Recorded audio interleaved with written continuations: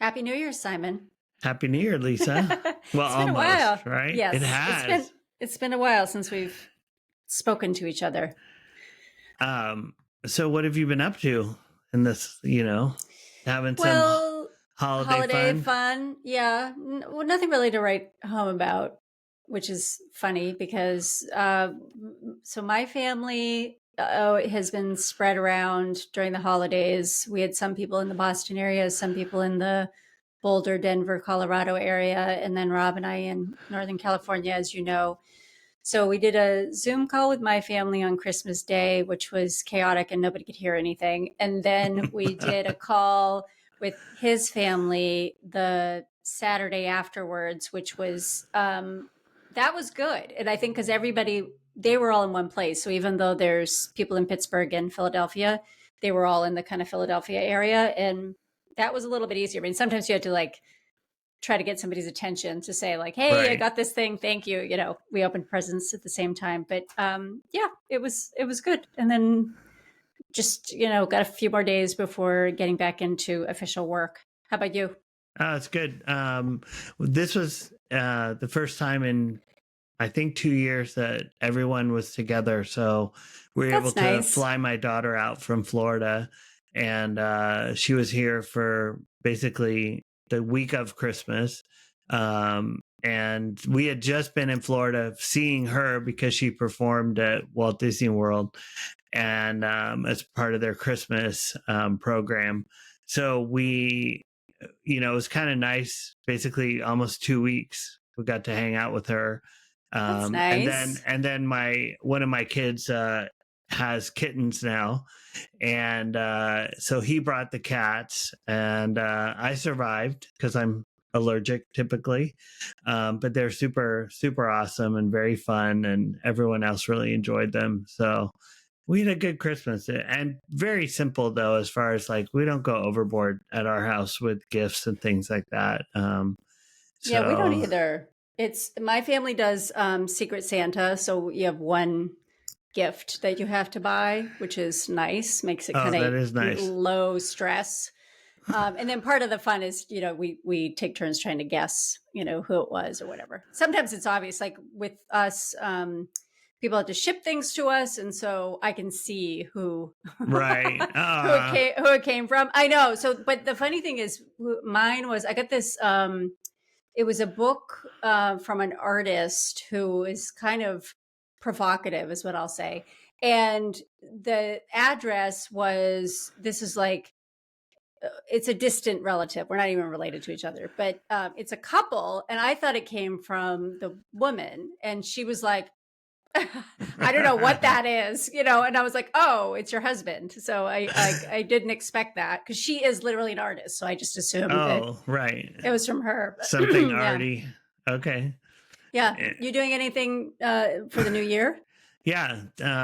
Tonight we go to some friend's house for a party Oh, until that's fun. midnight. Yeah. And it was nice this year. We hosted Christmas at our house, but it was just six of us. And then we went on Christmas Eve to friends and did our traditional fondue again, which is always fun. There was 13. That was pretty crazy for fondue. Tonight's gonna be like 20 people, I think. So it's a Wow. good mixes of different groups of people, all So ages. social. So social. Yes. Yeah. And I think I'm probably going to be asleep by 10.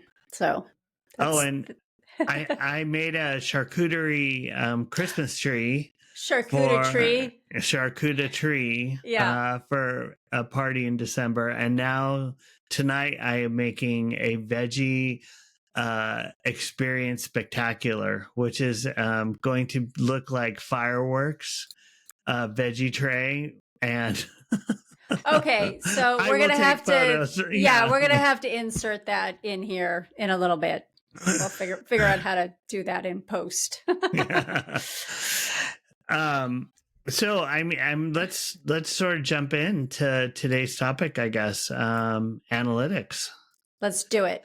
So I feel like you and I keep talking about it. We keep saying in every episode, we talk about measuring things. We keep saying measure everything. And so we thought today we would actually get into the nuances about analytics. So Simon, why don't you give us a little overview as to why, what's the value of understanding analytics Yeah. and get into importance of tracking? I mean, I think it's like anything where if you're going to make changes or you want to improve or you just want to understand what's happening, analytics are key to sort of making marketing decisions, helping you figure out how to prioritize the marketing that you're going to do. Um, Analytics for even a small business, just understanding, is your website getting traffic? Like maybe you invested, when you started out and you created a 10-page website and you have lots of content and different things like that. If you don't look at what's happening, if you don't look at what pages people are visiting, how will you know what pages to make more of from a content strategy? Or if everyone's just literally going to your homepage because that's where your phone number and address is, maybe you can simplify your life a little. It depends a lot on what again your strategy is. That's why all this stuff is so interconnected, right? So, Well, get into a little bit more. You said you have to know what's happening. And what do you mean by that exactly? well, typically that can be translated into a number of different things, but one is, again, which pages are getting traffic on a website, for example, or in the case of an email, which emails are getting opened, which is, meaning they're getting read. Someone's taking a look at it. They may not read it in detail, but you you understand sort of behavior, right? The analytics data and what people do is really like almost as good as sitting down with someone and talking to them as they're shopping, right? So you can look at, well, they click from here to here, they were in this email and they clicked this link which sent them to your site, right? We've talked a lot about the funnel, and this is the way now that you measure your funnel and you measure your stages and you see where maybe there are leaks and things like that. Mm-hmm. So it's all about getting insights, right? And that's what I was alluding to at the earlier is you should have analytics as simply as a baseline, right? Mm-hmm. And maybe you're not sophisticated and you aren't paying for an ad campaign, or you're not paying for different sort of boosting of social media, and we'll talk about that probably in another episode. But the point is that you understand sort of your baseline, who's coming, what pages are being visited, that's sort of the engagement, and then conversion, like ultimately how many people who come to your site actually do what you want them to do, whether that's purchase a product, sign up for a lead form so that you can contact them, sign up to get a white paper, how many of those are downloaded, right? Again, you want to understand these things because at some point you're going to have to prioritize. You're going to have to say, do I create a new white paper? Do I do a new email campaign that's topical, or do I do an email campaign that maybe is very hard hitting as far as like urgency and you have to do this, convert? But if you don't know which works for your audience, then you're sort of shooting in the dark. You're playing darts in the dark, Right. right? Well, so you're kind of touching on website analytics, which is really important. But then there's also, you touched on email has analytics, social media has analytics, advertising has analytics. Like anything that's digital is measurable. Yeah. And even things that are not digital, sometimes there is a way to be able to measure them by adding a digital component to it. If you have a piece of paper that has a QR code on it, when the QR code goes to your website, that turns a physical thing into something that is Right. digital and recordable. But let's say, broadly speaking, there's a couple things of key metrics that people should be looking for is website traffic. So we've talked about having a destination for people to go to, whether that's your website or maybe you have a shop on Etsy or something like that. But we're just going to Right. say, for the sake of argument, let's say your website is the destination. That's the place where you're driving people to. And so you want to measure how many people are coming to my website. Is it growing over time? Am I getting them from coming from different marketing channels, so to speak? Are they coming from paid search? Are they coming from organic search? So that's kind of one key metric is website traffic. What's another one? So, like from your, and thinking about the funnel, I mean, conversion. oh, well, I touched on that. Conversion. Yeah. Yeah. I mean, and conversion is in a sense, it's probably your ultimate goal, right? In many cases for e-commerce. Yeah, and e-commerce conversion rates, are a lot lower than I think you realize typically. I mean, most people, corporate websites will have maybe 2 to 5% conversion if they're lucky, and that's out of thousands of different communications and messages that are out there and links and all of that. You can actually, I would just want to say for just a second, sorry to talk over you. So we talk about conversion rates. We don't talk about absolute numbers because it does matter how many people are converting out of all of the people that came to your site. So you're not looking at, 10 people out of infinity, the total addressable market. You're not looking at that. You're looking at of the people that actually came to my site during this particular time period. That's your denominator. So sorry to get mathematical, but that's what it is. No, and to further break that down, like you mentioned, it could be if the source was email, your email conversion rate might be higher or lower than your social media. Again, it's going to tell that rate, like you said, gives you a sense of how valuable that marketing activity is to your ultimate end goal, right, of conversion. Yep. So if social media is not converting like email, you might want to put more effort into email, or maybe there's something in the email, it's the campaign, it's the headline, it's the whatever. If you can tease out from your data what's really getting people to go, I need this, I need to click further, and make that a social media thing, right? You can have them work together.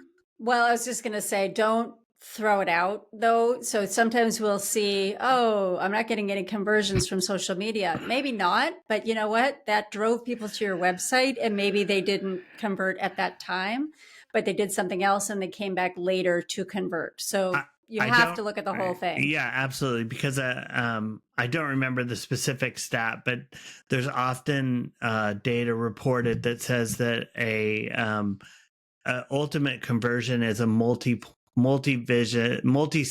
visit, if you will. So somebody or multiple touch points, right? Like you're saying that social may not convert right off the bat, but if someone gets interested and that becomes top of mind, and then maybe they use search SEO to find your website or to find your product, those are basically different sessions, if you will, that are helping to convert. Absolutely. Yeah. And then the last thing that we want to look at is engagement. So you were saying, how do we know, do I want to create another white paper or whatnot? So this is looking at how engaged, that's the word that it means, are people on your website? Are they scrolling? Are they clicking? Are they consuming more? Are they downloading more things? What are some other things that you can think of that might go into engagement, and how do you calculate that? Oftentimes it's time on page, right? But it depends on the type of page. You have to think about a long form article. It's going to take someone longer to read, right? Or if you have a lot of long form articles and if you read it and you run your stopwatch and it takes you 30 seconds to read it, but everyone is leaving after 10 seconds, you probably... Again, that's something that will tell you, you know what, maybe your article is too long or not structured to really pull someone all the way through. I think other types of engagement are, like you said, scrolling, interacting with maybe you have a tool on your website that helps someone compare products or select the right thing for them, right? You can look at how much time, how many clicks that they're spending. And it's important to think about, I think engagement happens pre and post conversion. So there's engagement, for consideration, right? Someone hasn't yet decided to make that conversion event happen, but after someone becomes a customer, you have almost a series of engagement again, because cyclically you're going to want customers to return, right? Yep. So we have to implement some sort of an analytics platform in order to measure things. How do people go about doing that? What are some of the maybe like free or low cost tools that people can do either for their website or for other channels? I mean, if you think about small business, there's some great, really basic tools just to get you started, right? Lisa, I know you're a very big fan of measuring everything, but you can sort of go insane tagging every piece of your website. Like start with some basics, and there are tools that will let you do that by simply dropping a piece of code into your CMS. So in your content management system, or maybe you have a small agency that helps you build your website, you just putting in a little piece of JavaScript essentially that connects to these bigger platforms. Some of them like Google Analytics. That's one that's used, for free. There's a free version, and there are very expensive corporate, enterprise level versions. There's a product by Microsoft that's free called Clarity. That one's interesting because it actually includes recordings of visitors' behavior on your website. So you can look at things like the number of visitors and did they click on things? Did they find that you have dead links, basically links that aren't working, different aspects. That's a really simple tool. The only thing you have to be willing to do is basically give your data to Microsoft anonymously. But that's how they build their machine learning and some of their other insights and things like that, is by offering these tools for free. Same with Google. I was going to say that's why it's free. You're basically saying we will give you our anonymous traffic information in exchange to let us use your platform. Right, exactly. And then I think there's outside of there's many others that probably if you know of some and you want to recommend, be sure to send us a note, and we'll highlight in one of our question and answer Well, they can comment episodes on and comment on the video. Absolutely. Well, and then you talked about a CMS, but just website platform, I think is an easy enough way to, and then, okay, carry on. I was going to say that there are usually analytics built into every one of these platforms. Like you said, the content management system. So WordPress, Wix, Shopify, they all have basic level and some very sophisticated data. Like a Shopify is going to have all of the elements that you want to understand around e-commerce, right? Add to cart, abandon cart, how many people convert, what's the attach rate, meaning how many units are sold together, different things like that. That's more specific to, say, selling products and e-commerce, but it's built in, right? You don't have to pay extra for some of that functionality. Yeah, stop for a second though. So there are I feel like many platforms are, all right, let's use Shopify as an example. Shopify is an e-commerce platform. It's all about getting sales. And so very good at, this is exactly what people bought. This is the most popular product. This is the average order value. How much did the average order cost?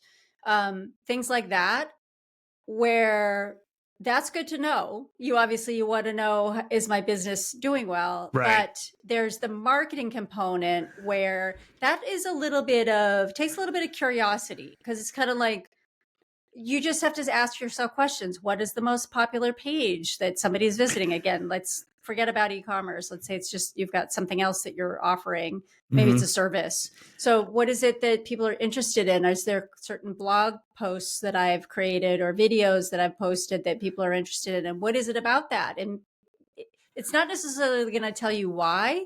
And so you have to start to be a little bit curious about what is the possibility for this? Why is this doing better than some of the other ones? Got thoughts on that? Yeah, absolutely. Because I think you and I both have been in situations where executives and people have said, so what are people doing on the website? It's like, and the answer is, without, like you said, this sort of curiosity and digging in and coming up with some sort of, again, models and trends to look at, that's where you can see the effect of users on your website.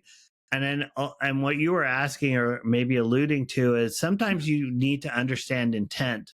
And analytics tools aren't necessarily great at intent, but you pair that with something like a site survey, right? So you might do a Survey Monkey pop up, right? Or some other survey tool might be built into your content management system.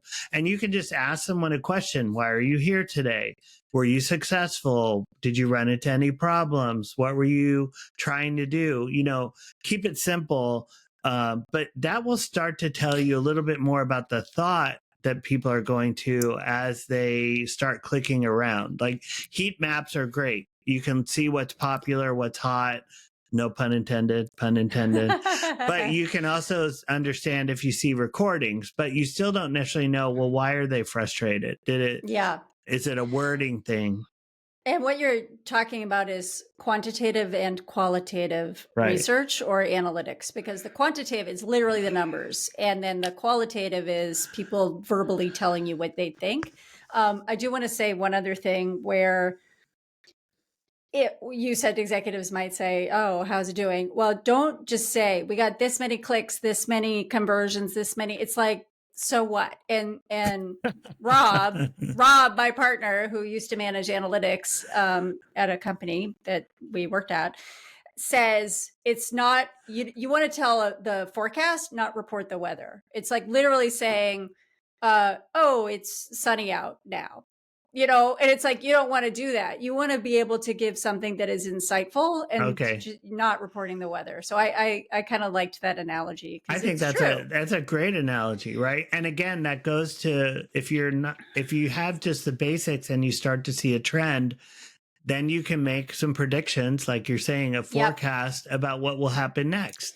And that's what executives want to know is I think they do want to know if they say, invest in the homepage or a redesign or new content that it's performing. So there's some value in saying these articles did help drive this much conversion, but you're right. Then what? So what? What's next order to? Yeah. So what is the question that you have to ask? And then also, what do I do about it? How is it actionable? Right. And actionable is a thing that if you just look at a bunch of numbers and you're like, it doesn't help you. Like you need something that is insightful. And I do think that does take a little bit of practice, and it does take some curiosity. Keep asking yourself why, and keep digging until you kind of come up with maybe a hypothesis, and then maybe you have to follow up with qualitative, doing a survey, qualitative research. And this is where I'll also plug. Sometimes this is where you want to hire experts, right? This is where there are lots of small agencies that focus on analytics, dashboards, the bringing together of these different qualitative and quantitative data sets. And basically, like you're saying, they create a picture that you can then say, okay, this is what we're seeing now. So we predict if we continue to do these emails or this social media push, this is what's going to happen, right? Yep. And let's try to make this practical on how people can get going on this kind of thing. Now, I suspect if somebody has a website already, hopefully they already have built-in analytics on whatever their platform is. So that's a great start, right? Yeah. And then each individual channel that they add. So let's say email, social, Facebook specifically, Instagram specifically, YouTube specifically, each of those have their own analytics as well. Are there any recommendations that you have on how do I get started? How do I even know, especially if they have disparate channels? How do you make sense of how all those things work together? Well, I think that part of it is thinking about a dashboard concept, even if that's something that you have to build yourself from these different tool sets. So your email data and your web data, but the two should be connected.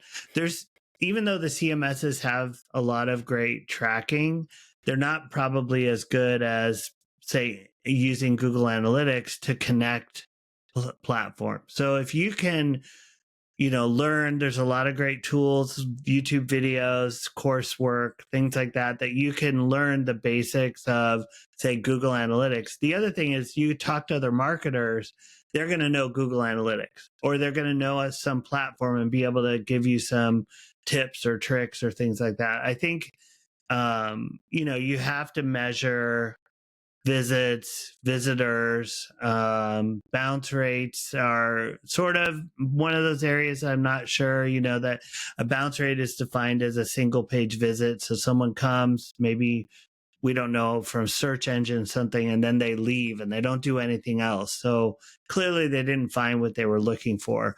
Or it was answered right away. Or that's it was the other answered thing. right away. Yeah. So that's why it's not necessarily bad. Well, it's kind of. And we're getting into some other nuances here, but some pages are designed to be dead ends, right? Like you were saying, a support article that helps you reset your phone or fix a problem with an application. That support article, if it's good, you should read it and be done. Like, no one is browsing support articles for fun. Yeah, no, it's true. That is not. Well, usually it's because it's a problem, but I will just throwing this out there. Sometimes support is a pre-sales consideration. So True. Sometimes you want to know the tech specs or something and it's in the support section, but that's just as an aside. I want to mention something else. So Google has another tool that is free. It used to be called I don't know, Design Studio or something like that. And I think they call it Looker, which used to actually be a company. I don't know if they acquired. What was it called? It used to be called Data Studio. Data Studio. And then, now it's called Looker Studio. And that is someone that they acquired. Okay. So it's fully integrated. It's free. It's free. So that's the other thing.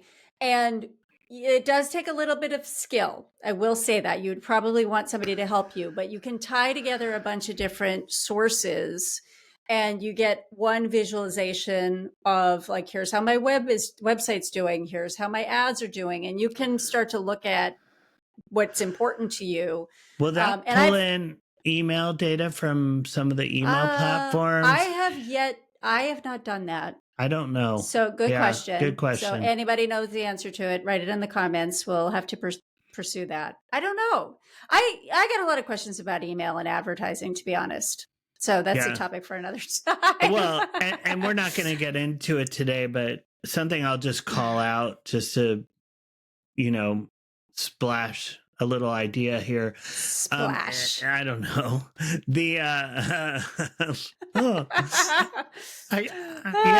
I got some new cologne for Christmas. It's Corral number 5. So the idea is that if you want to understand the source into Google Analytics, you often tag links. And so again, this is to Lisa's point about measuring everything and tagging everything, but it does take time and it takes a little bit of skill and you have to have a little bit of a strategy. It's probably a whole nother topic we could talk about. They're called UTM codes. We have talked about that. We've touched on it. Yeah. Maybe we should just reference it. Do a guide as well, just on getting started with UTM, because that's a great way, like Lisa was saying with the QR code. The QR code is actually a link just in a visual format, right? There's nothing magical about that. It's just that someone came up with a structure, a visual structure that represents letters and numbers. So your camera on your phone, you don't have to type it, right?